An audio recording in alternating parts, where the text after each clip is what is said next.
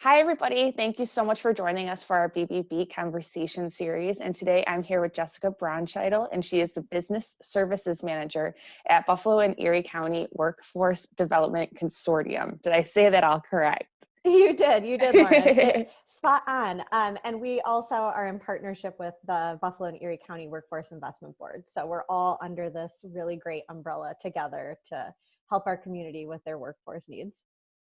I'm so happy to have you on today. And previously, you and I were talking about the on-the-job training that you offer through your organization. And we thought this would be a great conversation piece for the members of Better Business Bureau. So if we can just get started by talking about what on-the-job training is and why this program is so unique. Yeah, absolutely, Lauren. And thank you so much for having us on to do this. I'm really excited. So on-the-job training, our acronym for it is OJT, is a great program that we utilize in the workforce system. It works directly with our local businesses to identify, train, and onboard their new hires utilizing this means of training assistance. The program gives both the employer and the job seeker access to resources that help them succeed long-term in their role. We work directly with hiring managers, so HR, direct supervisors, et cetera, to assess skills gaps, develop growth strategies, and help develop an effective approach that helps each candidate meet the company's needs ideally for the role that they're filling. It's such a great program to have. How long does this training typically last for? And is there a reimbursement process? And what does that look like? Yeah, great question. So each company and each job seeker's timeline does look a little bit different based on the need. So when we're assessing the candidate's existing skills against what the position they are applying for requires, that's typically when we evaluate how much additional training and support is needed for the individual to be successful in this role. This usually is conducted by a counselor in one of our one-stop centers or the Department of Labor, but when necessary, me and my team can do it in-house with the business services team. The maximum reimbursement as it stands right now locally in Erie County is up to 50% of the individual's wages for up to 24 weeks of training. So we also make sure that we discuss all of this with our employer in depth during our initial meeting in the vetting process, just so they can get a really clear idea of what to expect. But the reimbursement process is usually pretty seamless, at least on our end it is. Is this something that all industries could take advantage of, or is there a specific industry that could apply for this program? Yeah, absolutely. So we do our best to make sure all of our industries have equal access to all of our programs, and this includes on-the-job training. So we do utilize the New York State Demand Occupation List.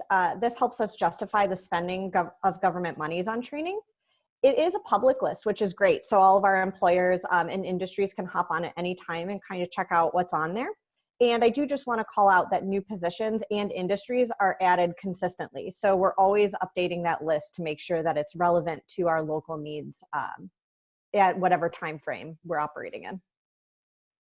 That's great, Jess. For the person who is brought on through the on-the-job training, is that an actual employee of that business, or are they technically considered an intern? Yeah, that's also a really great question. So the trainee does indeed work for the business that is participating in the on-the-job training program. So they would join their payroll as an official employee, and more of our support is through the training and plan development, and then of course monitoring of the program's progress. So taking a look at, is the candidate successful, is the business successful in what they're offering, and so on. The positions we do support through OJT have to be full-time and permanent positions within an organization. So it is an important piece that we encourage our employers to consider when beginning the application process for the program. You answered my next question. I was going to ask you if they had to be full-time or part-time seasonal. So thanks for getting in my brain and answering my next question. Yeah. Absolutely. If it's okay with you, Lauren, I'm going to just take a minute while we have it to elaborate on that a little bit more. Because I think like we, of course, just touched on, the positions do need to be full-time and regular positions, but sometimes there can be some more questions around that. So just to dive a little deeper, The positions, unfortunately, cannot be seasonal, part-time, or short-term contracted positions. So really our goal with on-the-job training is to get individuals moving towards a long-term career. So this type of funding specifically for these positions is referred to support job seekers in roles that we see a longevity in, for lack of a better term, if that makes sense. Absolutely. And what happens if maybe the person who was brought on through on the job training just isn't working out? Is that business held to a contract to keep them on for that entire time frame, or how does that work out? Yeah. Excuse me. Yeah, absolutely. So again, it's another great question. And these are all things too, just to reassure businesses that we're happy to talk through with them as one-offs. But as per our policy, we do have an OJT contract that they will sign prior to beginning the individual's training. And they do need to complete the contract in full and retain the candidate in order to seek maximum reimbursement. In some special circumstances, of course, because we are a fire at will state, if an individual doesn't work out, an employer can issue a duly written request to waive these requirements.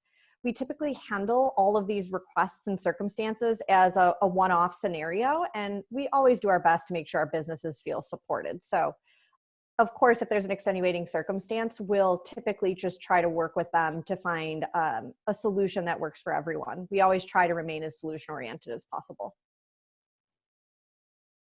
How often can someone take advantage of on-the-job training?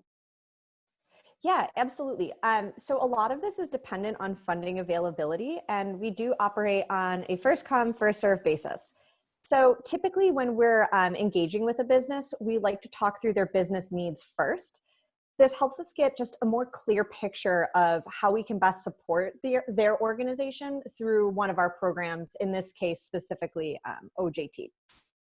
So the long and short of it is that it can vary, but we're always happy to share the most up-to-date information with the business when we meet with them, so they really understand how they can best take advantage of the program to get the maximum benefit from it. Great. And if anyone's interested in learning more or maybe getting started, where can they go? Yeah, sure. Excuse me.